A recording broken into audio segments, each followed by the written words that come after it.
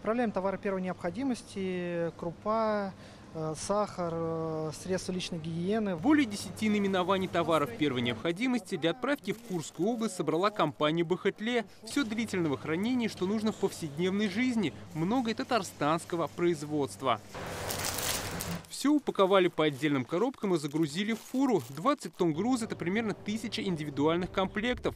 Так коллектив сети домашней еды присоединился к акции помощи, которую в республике инициировал Рустам Миниханов. В этом девизе «Своих не бросаем» заложен очень огромный смысл. У каждого человека должна быть своя гражданская позиция. Мы должны уметь сопереживать, мы должны помогать.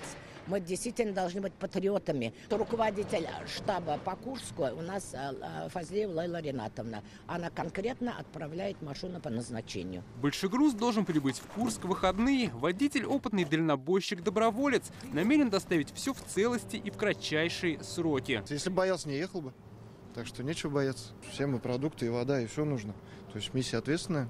Все будет хорошо. Для перечисления средств продолжает работать счет в благотворительном фонде «Акбар Созидания». Деньги можно отправлять по реквизитам и по специальному QR-коду. Сбор гуманитарной помощи продолжается. Новую партию планируют собрать на следующей неделе.